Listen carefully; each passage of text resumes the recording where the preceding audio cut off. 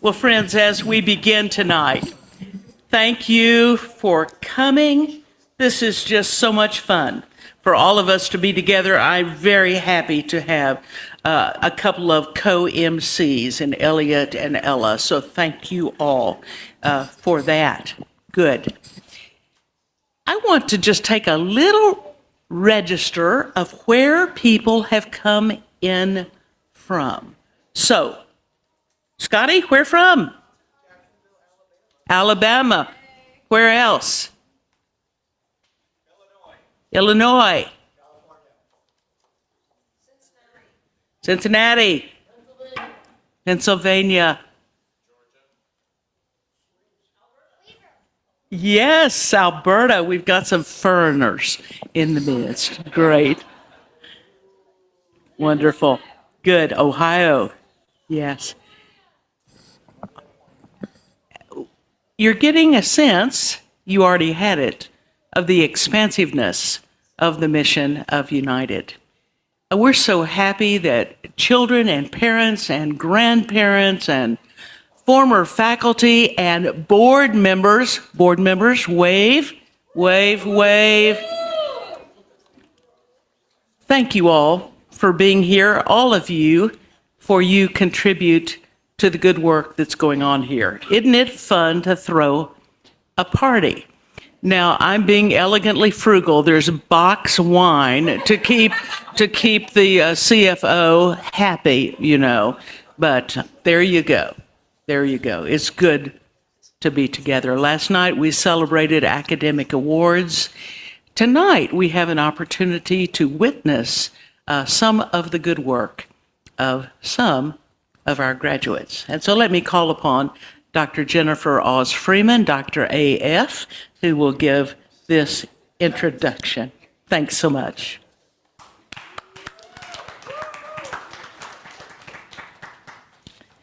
Thank you, President Marshall, and thank you all for being here to celebrate with us, our wonderful graduates.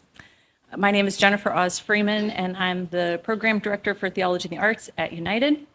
And it's, I think, particularly appropriate that we are sharing the work of a kind of unofficial cohort of 3 of our students who found each other and supported each other's work these last several years. So to give them as much time as possible, I'm just going to do some brief introductions. And I think we'll save time for Q&A at the end, right? Exactly because I think you'll find some generative intersecting themes across their work. So we're going to start with the Reverend Tara Parrish. Yes. Tara is now a three-time alum of United as of tomorrow. And when we were in Tara's defense, for her dissertation, something that came up in the conversation for me was this idea of multiple intelligences, which my colleague, Dr. Gary Green, had recently shared with the faculty.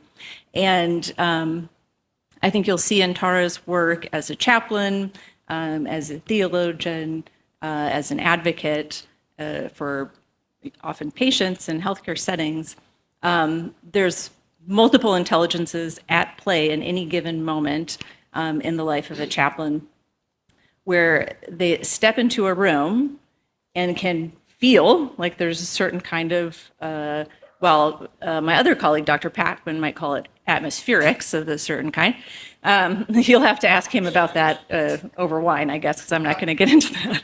But, whether it's family dynamics, the mess that is our healthcare system in the United States, personal, theological, or religious trauma, and the chaplain steps in and in a split second can assess and respond and intervene in those moments because they have conditioned their theological mind, their biblical mind, their embodiedness, and can make a split-second decision that is both intuitive and grounded in their, in this case, seminary work. So it was really an honor to see Tara's project come together. And I said I wouldn't talk very long, so I better stop. But I so appreciate Tara's kind of clarity of vision in many ways. So she'll be sharing with us a little snippet of her project, which is titled "There's a Balm in Gilead, Using the Arts for the Healing of Weary Souls." Join me in welcoming Reverend Tara Parrish.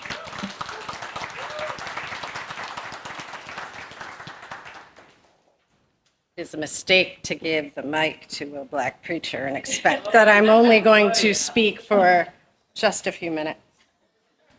I will try.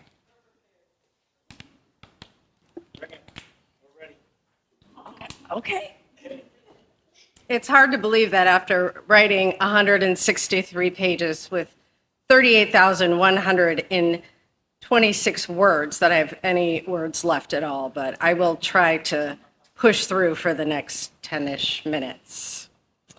As Jennifer said, my name is Reverend Tara Parrish, and for my dissertation, I wrote a spiritual memoir that chronicled my time as a chaplain in 2 level 1 trauma centers. The style of my book was influenced by one of my favorite books called The House on Mango Street by Sandra. Who's read that book? Love the book. I totally copied the style. Every chapter is 2 to 3 pages of vignettes, and I thought that would be perfect. So the reason I wrote this memoir was to make meaning of some of the things that I was seeing. I was witnessing so much sorrow and so much sadness, and it was starting to take a toll on me. And I've heard that if you feel a story pushing on your bones, it means that you need to tell it. So tonight I'm going to read some of these stories to you. Now, before I begin, there are 3 things I need to tell you up front. Number 1, these stories are not pretty.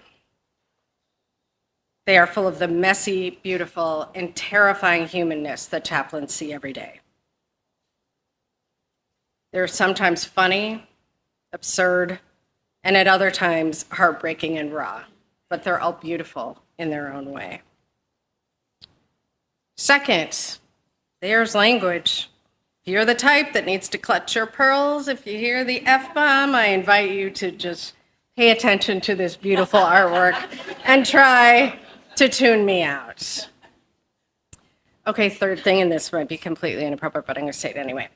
There's an urban legend here at United, and I won't name the professor who said this, but it was super good advice. So the idea is when you're doing pastoral care and somebody says something ridiculous to you, that you just nod and shake your head. So the example given was, if somebody says, "Pastor, last night I slept with a goat," your response should be, "A goat." So you're going to hear me, "A goat." Okay. Invaluable advice. Has anyone else heard that? That's the X-rated version. I'm sure there's a G-rated version. But anyway, all right. So I'm going to read 3 stories out of my memoir. The first one, the patient is Lucy. She's a 2-year-old little girl, and her mom's name is Michelle. She's a biracial 21-year-old mother. I had just fallen asleep when the pager went off. It was my last on-call shift at the hospital where I was interning, and I had hoped it would be a quiet one. The universe had different ideas. I was asked to come be with Michelle, whose daughter Lucy was born gravely ill. So ill, in fact, that she only went home for 3 weeks of her life and spent the rest of the 2 years of her life living in the hospital. I believe that Michelle knew that Lucy's little life was nearing the end, so I wasn't surprised when I got called to come and do a baptism. And I was like, well, sure, I'll come, but why are we doing this in the middle of the night? But once I came and saw what was happening, I discovered why. The medical staff was going to explain to Lucy and her family that her prognosis was grim, and they wanted to recommend that they let her pass away. And they thought that the bad conversation would go better if I was there. So I said, okay, let me do the baptism first, and then you guys can get into it. So I met Michelle and got to know her and hear some sweet stories about her daughter, Lucy. It was clear that Michelle loved her dearly and was heartbroken by her daughter's illness. We gathered several of her family members around her crib, and we did a sweet little baptism service, and everybody blessed Lucy in their own little way. But the tide turned really fast. Lucy's estranged father and his mother walked in unannounced, and immediately the energy in the room changed. The paternal grandmother took one look at the sick baby and began to wail loudly. One of Michelle's siblings quickly pulled me aside and explained that Lucy's father had been very absent during his daughter's little life, and he hadn't even told his family that there was a child.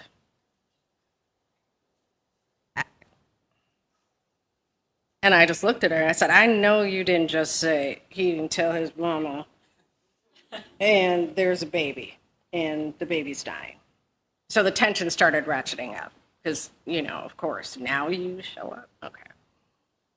So the maternal grandmother started reacting to the other grandma's emotional outbursts, and I quietly slid between them and asked absent daddy and grandmother if I could speak with them outside of the room. I knew I was probably overstepping professionally, but my gut told me to get them out of the room as quickly as possible. They followed me into the hallway where I gently but firmly told the grandmother that she had to get herself together before going back in. I told her I understood she was probably shocked after being told that she had a child that she didn't know about, grandchild. But I told her, you need to go home and work on this BS when your son later because, we're about to get into something really serious. So she just kind of looked at me big-eyed, and I was like, mm. And so they took a walk down the hall and did what they needed to do. And I was like, stupid boy.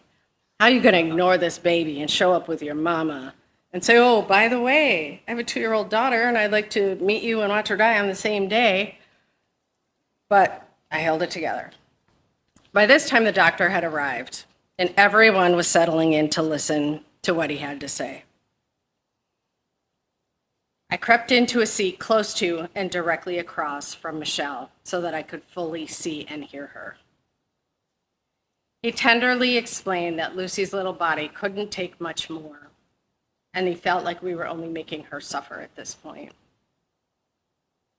I looked around the room, and there were tears streaming down every single face.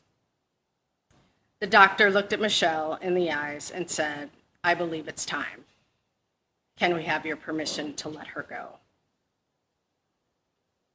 And for me, at that moment, time stopped. A string of thoughts quickly rushed through my head. I knew Michelle was completely worn out and absolutely emotionally shattered. She was barely 21 years old and was about to have to make the most difficult decision of her life. My final thought was that Lucy's suffering needed to end.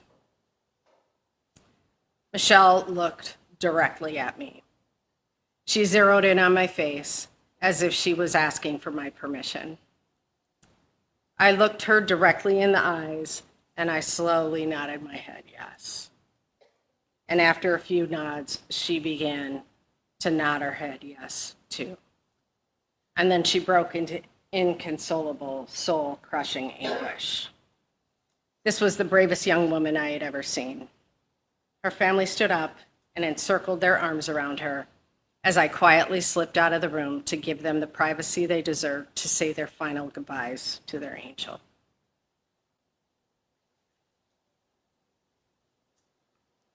Y'all all right?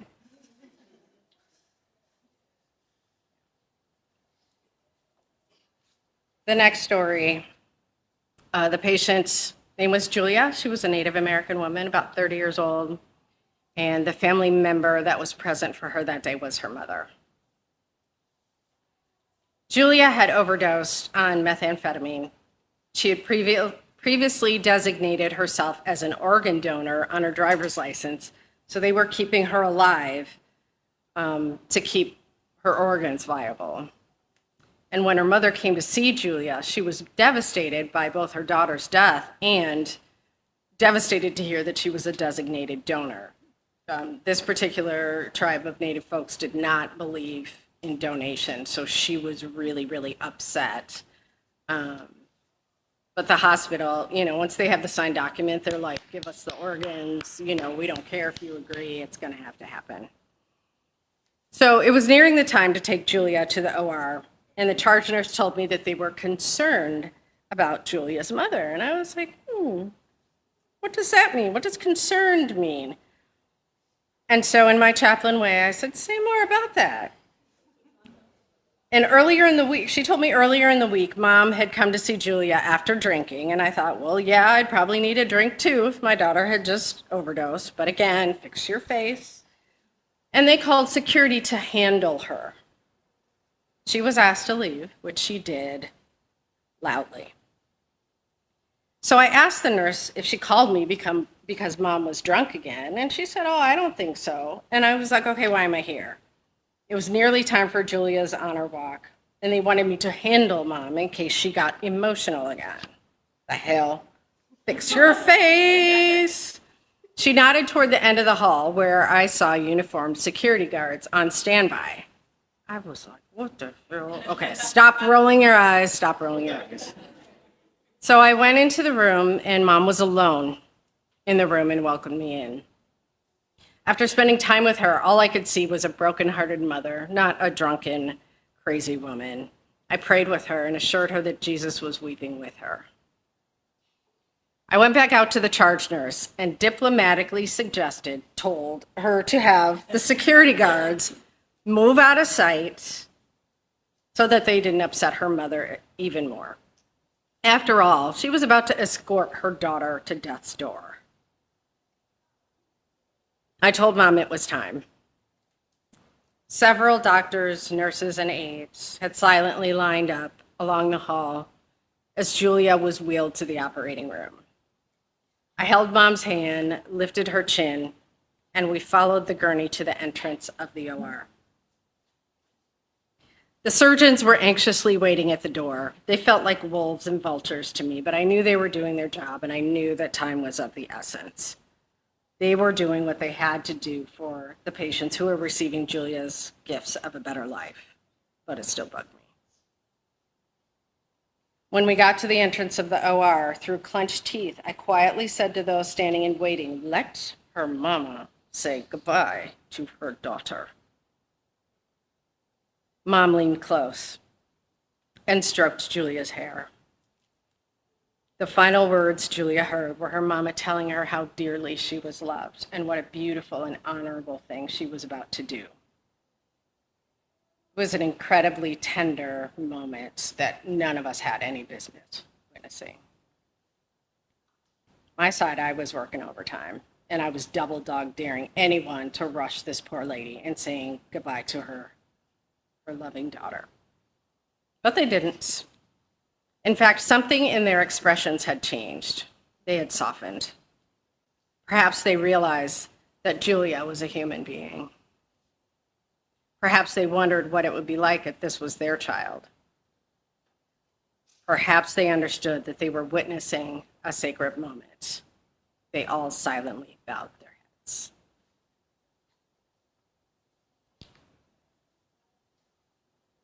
Y'all all right?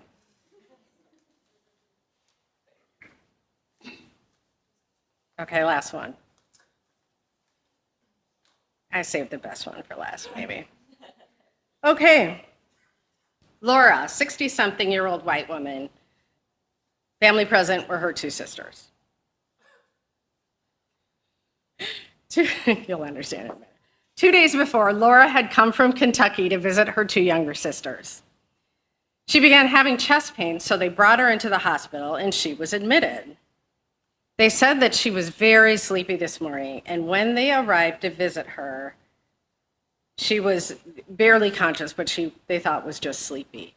And to their surprise, Laura began singing Swing Low, Sweet Chariot, the whole song. This is a white woman from Kentucky singing Sweet Low, Sweet Chariot, coming for to carry me home. And at the end of the final verse, she turned her head and died. I was like, what? Who goes on vacation and dies? And what kind of crazy bad luck is that? And then you're singing a Negro spiritual. This is some strange, strange stuff. But the strangest stuff hadn't even happened yet.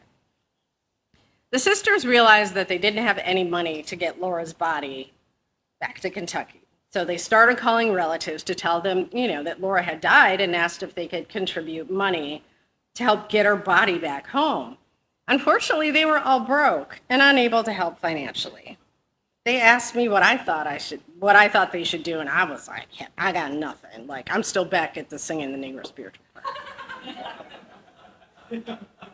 So I decided to go consult with my colleagues to see if they had any ideas on, what we should do. And they suggested that I research low-cost cremation options because I knew that the state would help cover costs.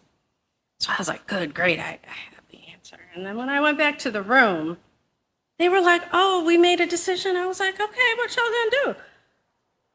They told me they had planned to put Laura in the back seat of their car and drive her body back to Kentucky. This really happened, I swear. It took all of the strength. I had to keep my face from telling them that they were neither Little Miss Sunshine or the Griswolds from vacation. Instead, I told them that I knew that what they were planning on doing was highly illegal, never mind insane, to drive a body back over state lines. Fix your face, fix your face, fix your face, fix your face, fix your face. I was grateful when the phone rang to get the attention off of my face. It was their cousin calling from Kentucky to tell them that their local bank had agreed to give him a loan to cover the costs. And could they please call a local funeral home to come and pick her body up? And luckily, they agreed that this was a better option than the back seat. I left there saying, thank God for small town banks, and thank God my face stayed fixed. So in closing, although in many instances I was led by the Spirit, I was really formed as a pastor, chaplain, and grief counselor here at United.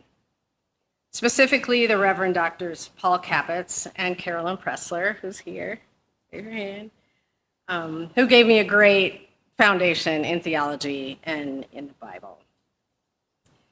The Reverend Karen Hutt taught me that in some situations I have a moral duty to follow my gut instead of the rules, which clearly I did many times.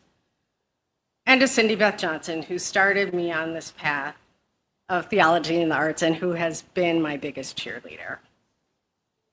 And to my brother Gary Green and my sister Jessica Chapman-Leib. I don't think that she's here. Just your presence in this seminary has kept me going and inspired. Congratulations to all of the graduates. Thank you for everyone for coming, and blessings on your journey wherever it may take you. Thank you.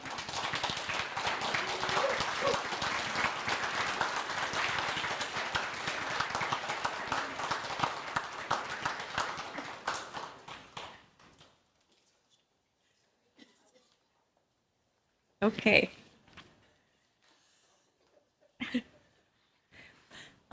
Next up is Amber Simpson.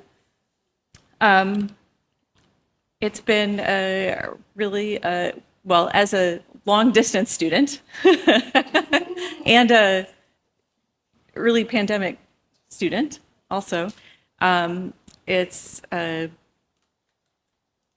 wonderful to have you here in person on occasion when you're able. But I think it's also a testament to, despite all the, trappings of Zoom, really the way that community can be built across distances. And that's something that I think United does really well.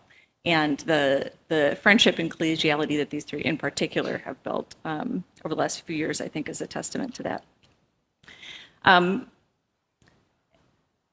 Sometimes when you're an artist and you've been an artist for like a long time, maybe your whole life, it's a, you might say, a natural gift that you have.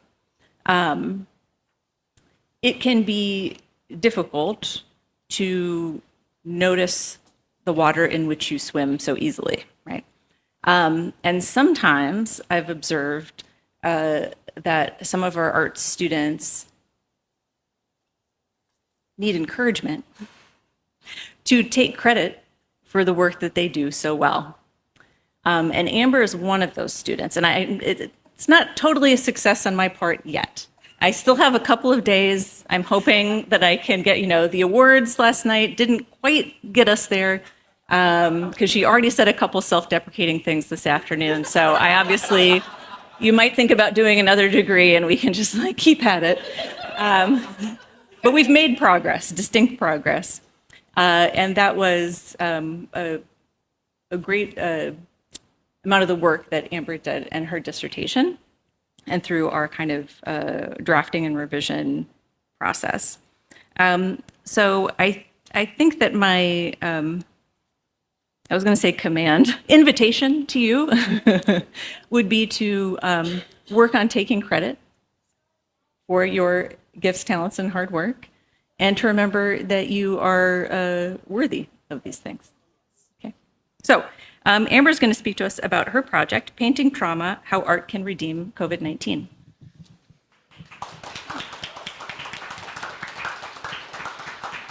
Where I'm from, self-deprecation is a form of just making sure you make people laugh. So I always, at the expense of myself, do that, and I'm learning it's not good in Minnesota. Again, my name is Amber Simpson. I am a DMin student for one more day, and then I'll be off into the world. And my project was painting trauma during COVID-19. And a little bit of backstory, in 2020, and really 2019, December 27th, 2019, I took my family from Alabama to North Carolina to this little bitty Baptist university to be an associate minister. So I started January 3rd, 2020, and then 8 weeks later, COVID-19 happened. So I've been on this job for 8 weeks, and then COVID-19 happened. And the problem with that is I didn't know a whole lot about the job. I didn't know a lot about the institution. I didn't know a lot about my students. And there began to be some problems. I mean, we all know what COVID did and what COVID has done. And that created a lot of dynamics, power dynamics, financial dynamics within the institution itself. And I honestly became traumatized. Later diagnosed PTSD, but that's another story for another day. So I left November of 2020. So I was there 11 months. June 2021, I hear of this little seminary close to Canada. I think I'm closer to Cuba than I am to Minnesota, to be honest. See, self-deprecation, yeah.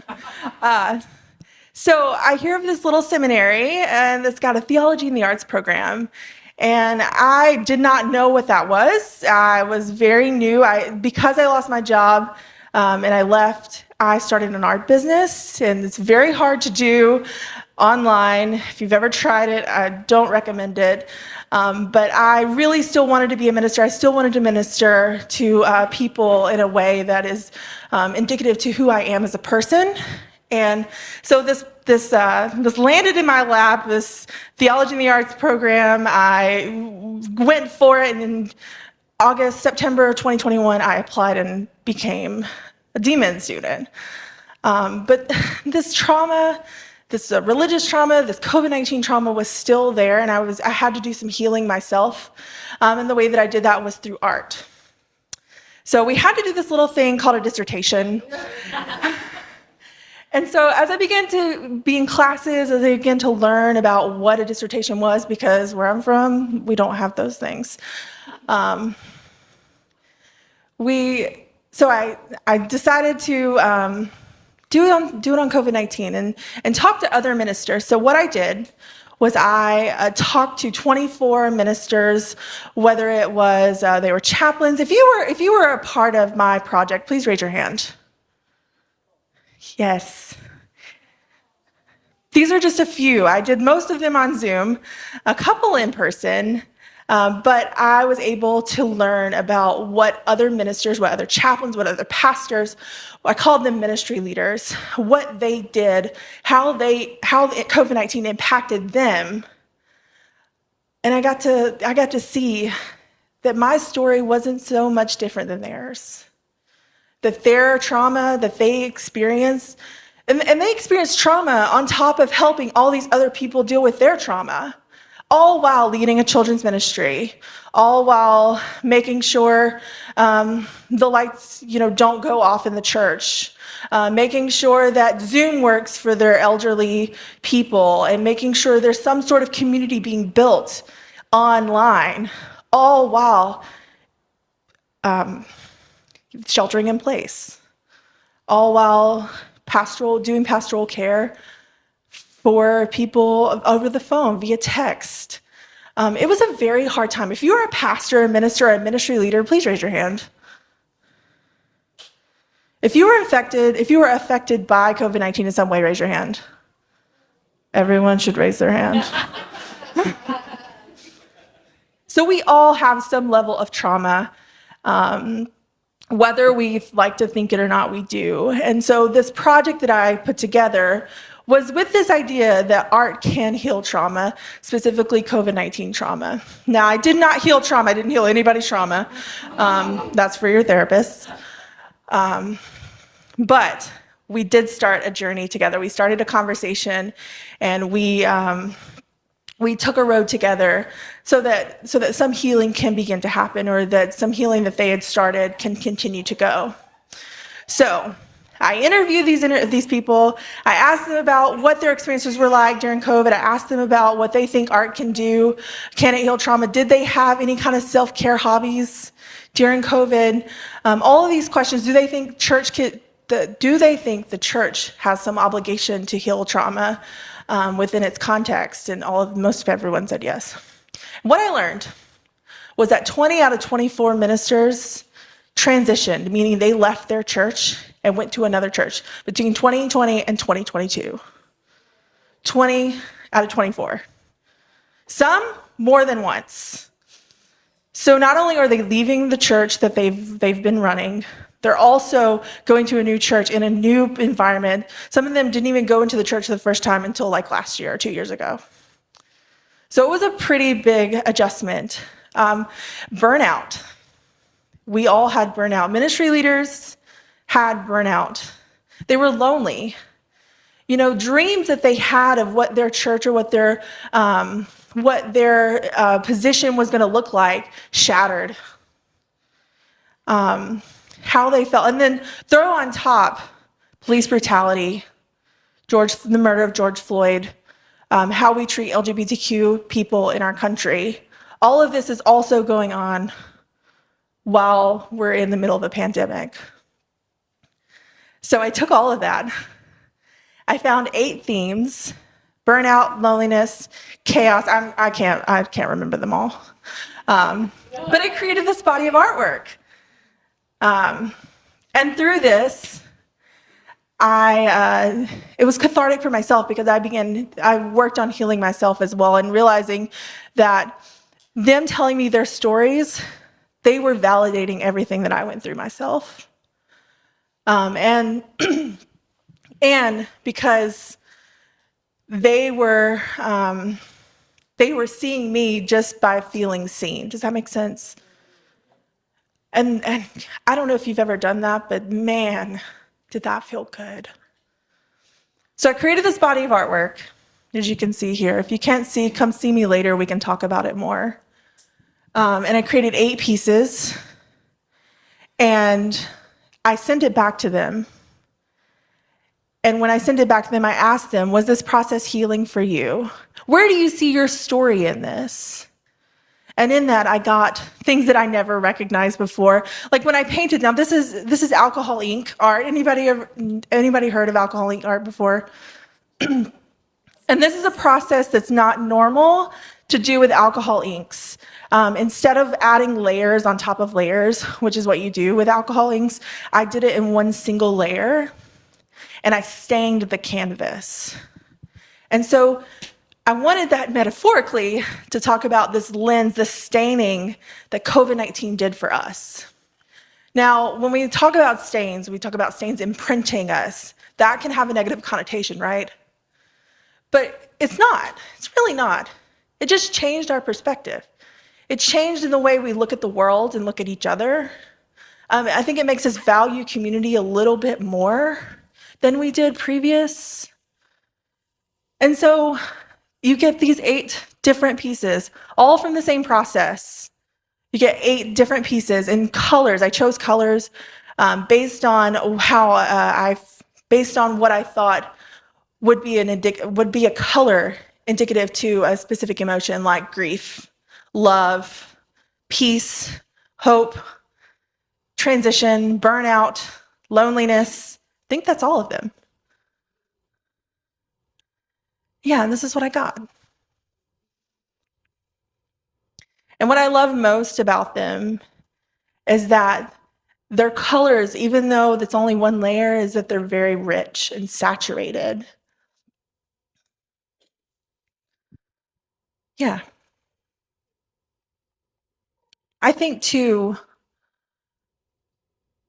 what makes these so important and what makes art so important is that it allows us to release, let go of control. That's another thing about alcohol inks is you have to relinquish control of them. You cannot manipulate them. They have to manipulate you. And you have to let it be. You have to let it happen. And that's the beautiful thing about this whole process for me was that I had to let them do what they needed to do on the canvas, and then I respond to them in a particular way. And I think what I got out of it is very different than what my interviewees got out of it. And that's the beautiful thing about abstract art, right? So, what I learned most is that I should and always will take credit for my work, and that I can do some pretty great things. And we can too with art. I think art is one of those things where no matter who you are or where you're from or what capabilities you think you have, that we as human beings, as creatives, God has created us, a being created us to be creative. And that is who we are as people, is we're creative. No matter what you do, no matter how you do it. And that's what United has been for me, has been a microcosm of the community that has allowed me to grow and flourish and learn. And thank you to Dr. Ross Freeman. Thank you to the faculty. If you had me in class, thank you for having me here.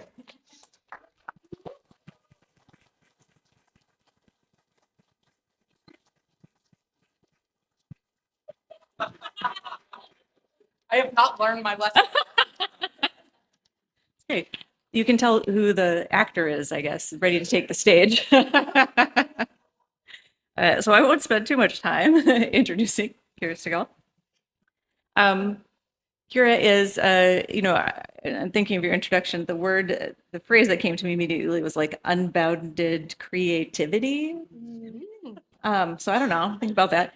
And that I think is who Kira is in my experience. So Kira is an artist and also an educator, and people who work with children are special people.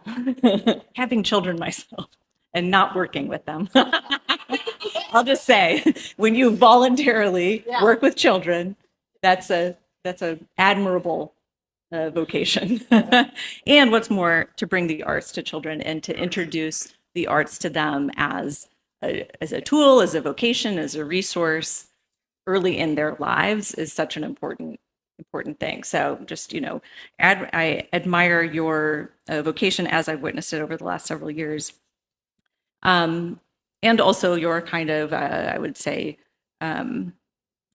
generosity of spirit and curiosity and intellectual humility. I think that these things are at play in your project. You are, I don't know what the right metaphor is, threading some kind of needle I don't sew either, so that's not a good metaphor. But I'll let you represent your own work here. So I think that all of these projects is probably become obvious by now, are engaging with the arts to do some deep work, but they're approaching these projects in such different ways, and yet in a kind of rich concert with each other. So the title of Kira's project, Mothering God, a womanist-inspired artistic reimagining of the Annunciation story from Luke's Gospel. Good. I was like, I hope that was the most recent title. Yes. Okay, y'all up for one more? We'll do one more. Okay. Hi, I'm Kira. I work with children and youth, so like 18 under, that's my jam. So during my time at United, I decided that the best way to experience more learning for less out-of-pocket expense would be to TA lots of classes. So it has been an honor and a privilege to serve and learn alongside so many of our gifted faculty and our students who have shaped me over the years. So as we're talking about the way that story plays out in our lives, and Amber had asked questions about our time at during COVID-19, I was like, I wouldn't wish it on anyone. Like, I just wouldn't. My 13-year-old struggled so hard as an only child who's an extrovert. And it was heart-wrenching.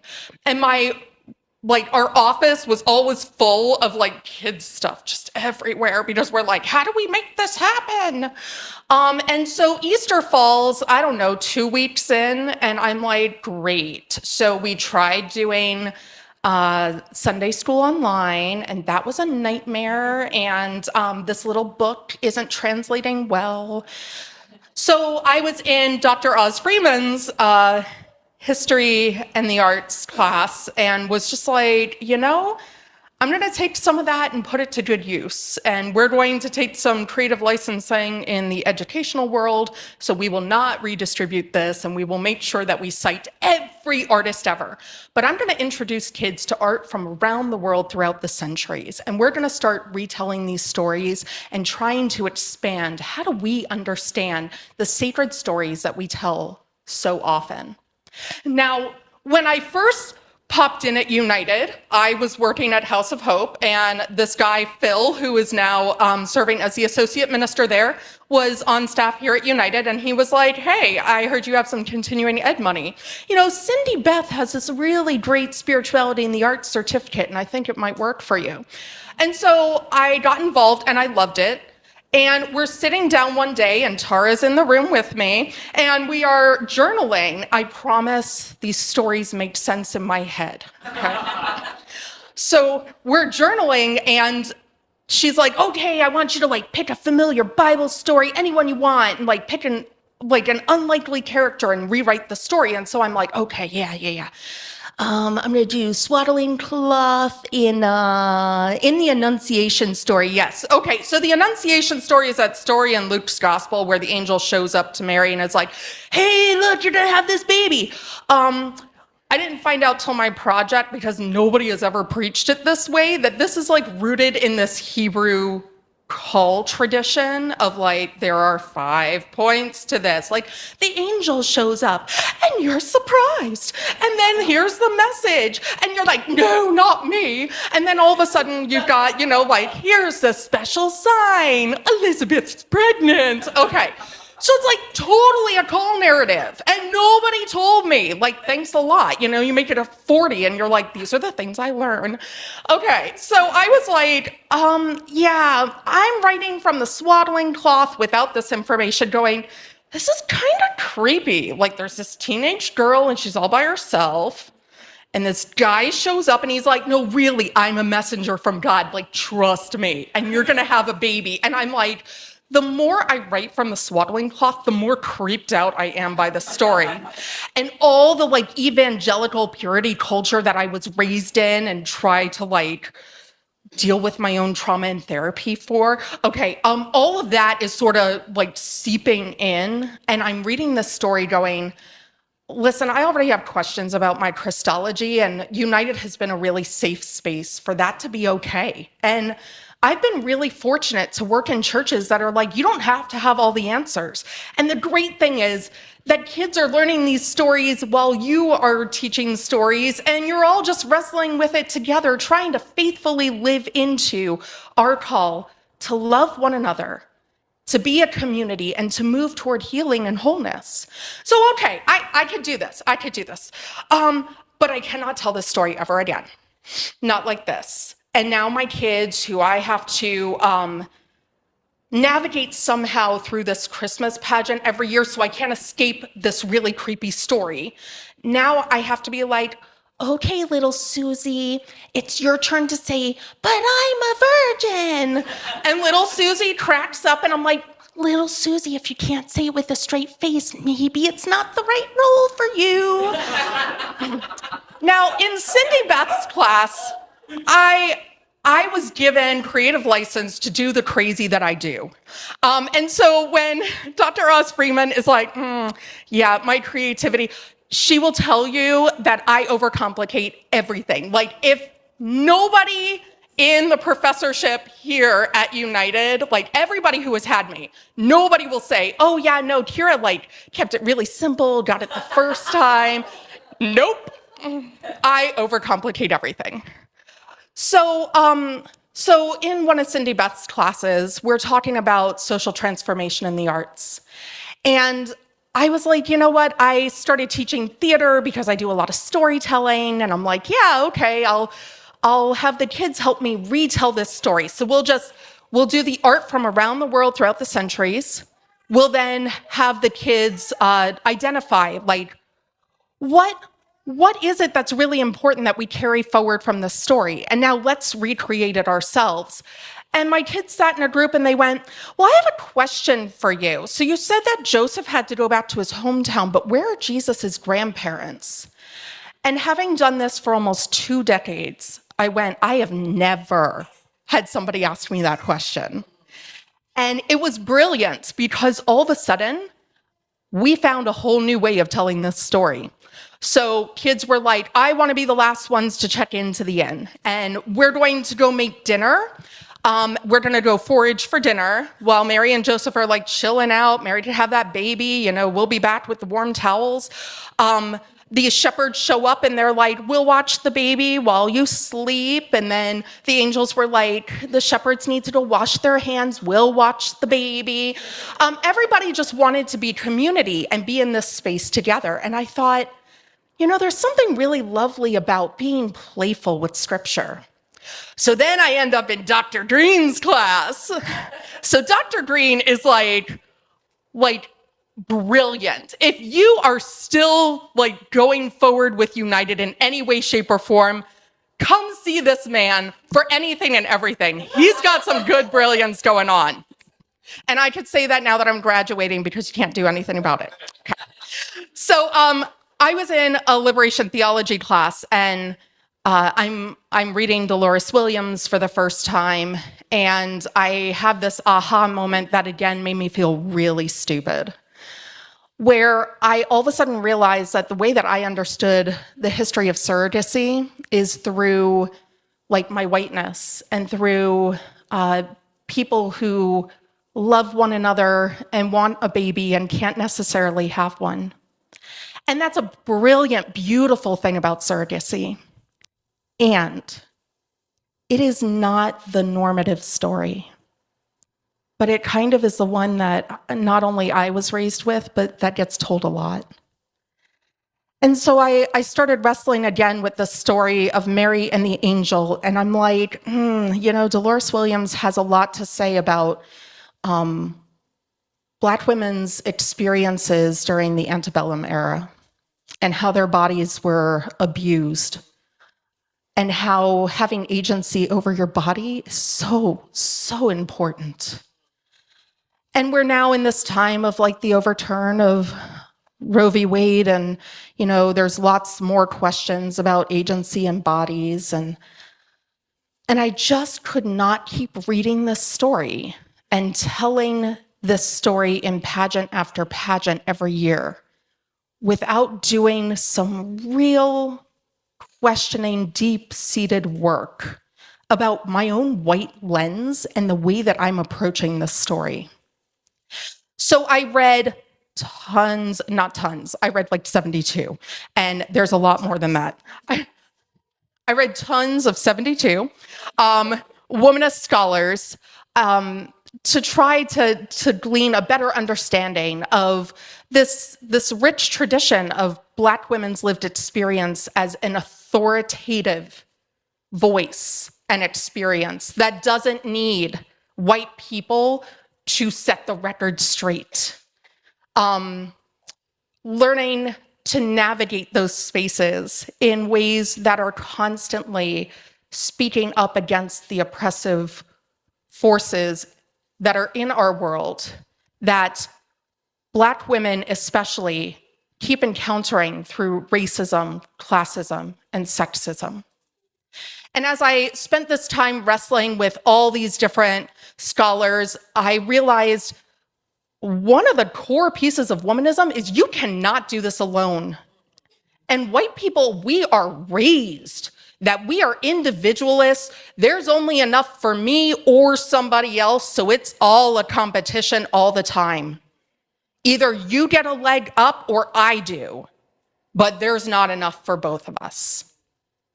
So as I started to read, I realized white sprawl, that idea that like white people read something and go, oh my goodness, I read that greatest thing and it was so wise. And you know what? It's mine now. I have mastered it. Brilliant. Give me my doctorate. I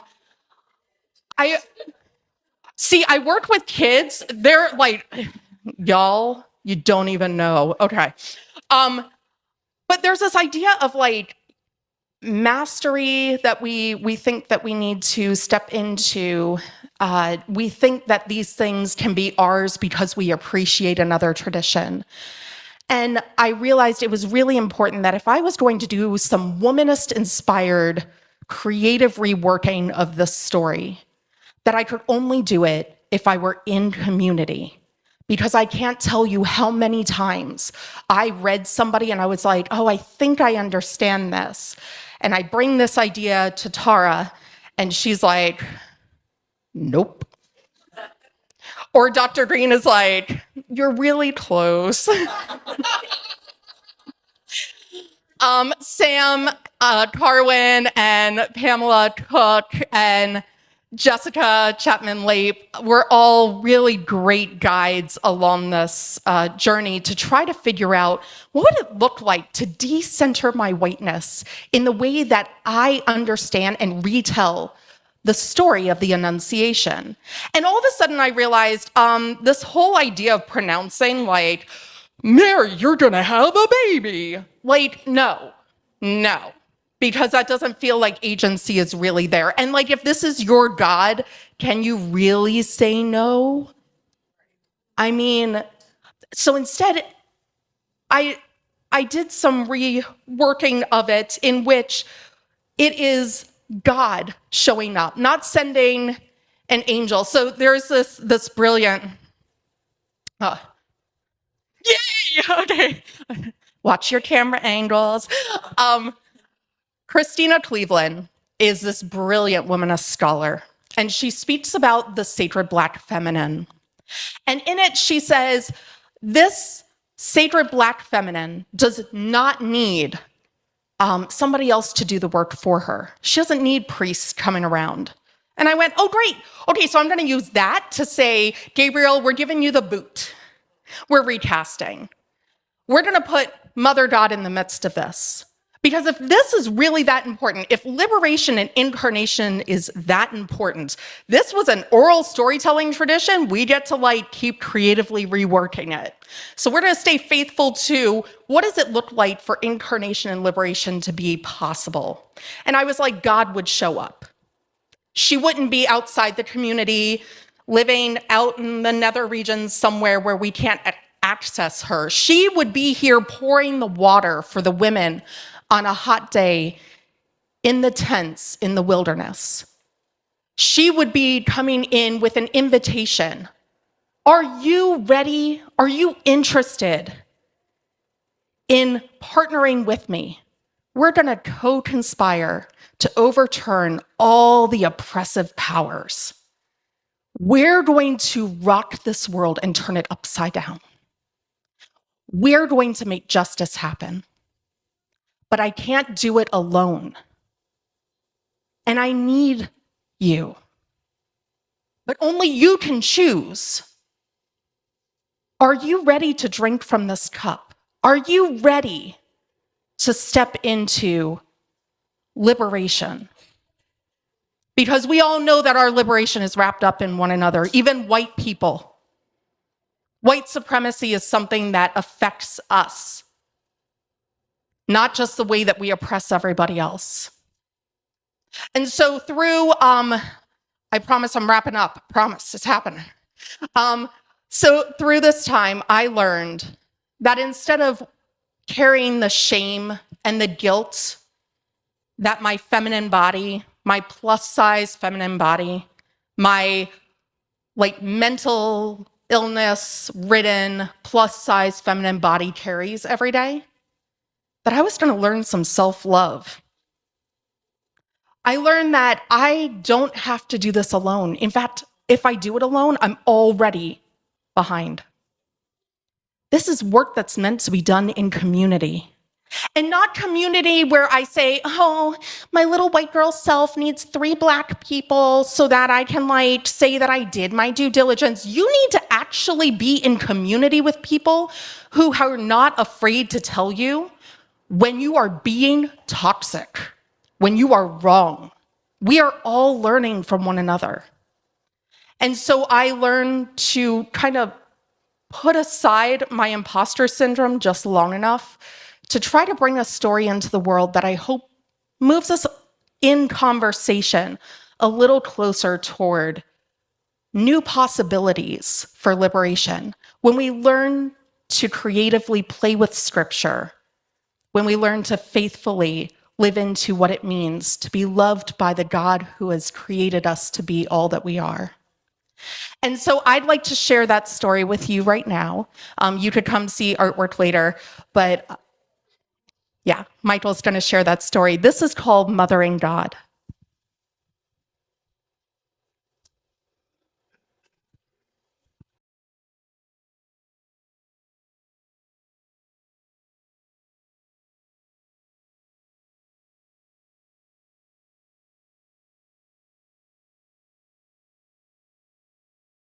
It was a warm summer afternoon as women gathered among the red tents, celebrating blood mysteries and the beauty of their Black bodies. The heat of the day drove the women into the shelter of the shaded tents as laughter and music filled the air. Gathering together and sharing stories, the women enjoyed fresh figs and unleavened bread, while pots of stew simmered over the fire. Although the heat was intense, the women found refuge in each other's company. As if in response to their growing thirst, the sacred Black feminine, who the women called Eshe, entered the tents, ladling fresh water from the well into each woman's cup. This simple act of hospitality refreshed the women's bodies, easing menstrual cramps and quenching their thirst. Eshe joined the conversation. Her presence was captivating, and the women grew quiet as they listened to her words. The time their ancestors longed for had come. Eshe reassured the women. She was with them. She saw the scars their bodies bore, both physically and emotionally. She saw the earth ravaged by the empire's lack of care. She saw the oppression of the community and expressed her heartbreak at the suffering and neglect of creation. However, her words were not ones of judgment. Rather, her solidarity with their plight offered reassuring hope. Turning to the women, Eshe spoke about new possibilities for liberation, moving all of creation toward healing and wholeness through the act of incarnation. This was not an announcement. It was an invitation to co-conspire. Around Mary, the tents rumbled with the women's voices, expressing joy through tears, juxtaposed with concerns and strategies. Although young, Mary grew up hearing the storied hopes of her parents and grandparents, courageously imagining new possibilities. Resisting oppression, Mary participated in communal care.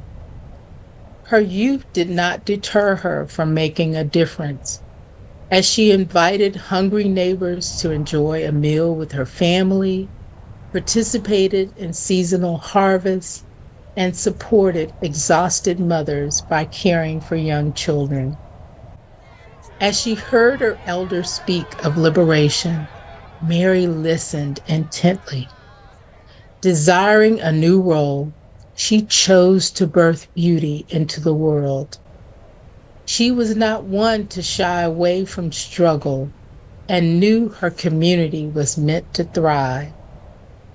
In an act of audacious defiance, Mary stepped forward, steadying herself as she spoke to Eshe. Enveloped by her maternal gaze and nurturing love, Mary's timidness gave way to courage as she boldly chose the role of birthing Jesus. The community listened to Eshe's joy-filled response. Her gaze warmed Mary's heart, offering her comfort and a new sense of hope in the midst of an uncertain future. Eshe embraced Mary, promising to be with her every step of the way as she had always been. Stepping into the role of mothering God, Mary took her place among communal mothers, learning from their wisdom, sharing resources, and continuing to act out of a deep, abiding love for herself and her community. Overcome with emotion, Mary lifted her voice in prophetic song as dreams of liberation were preparing to be birthed anew.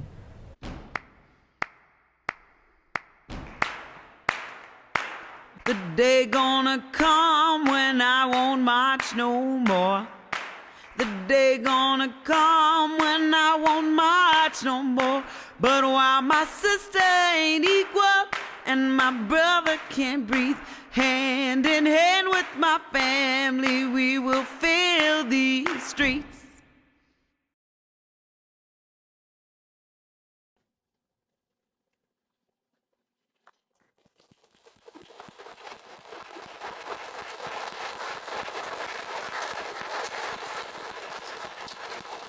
Well, I'm sorry, was I supposed to get up after that? Thank you for letting me share this. As you go into your respective spaces in the world, remember there are so many children and youth in our midst who are hearing whatever our sacred stories are. They might be from the Bible or the Quran. They may be poetry that you read or philosophy. Whatever it is it moving us toward wholeness, healing, and liberation?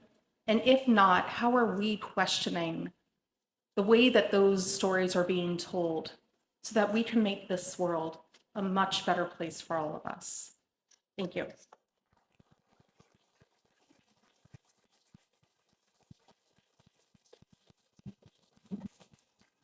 Well, thank you, doctors of the church.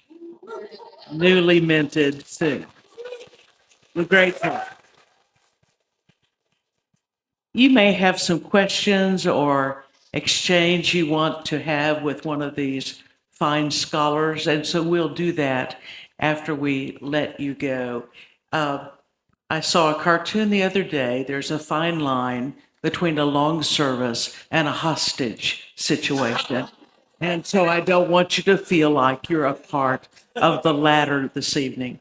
Tomorrow is a very, very good day, and we look forward to celebrating with family and friends and acknowledging the good contributions of these graduates.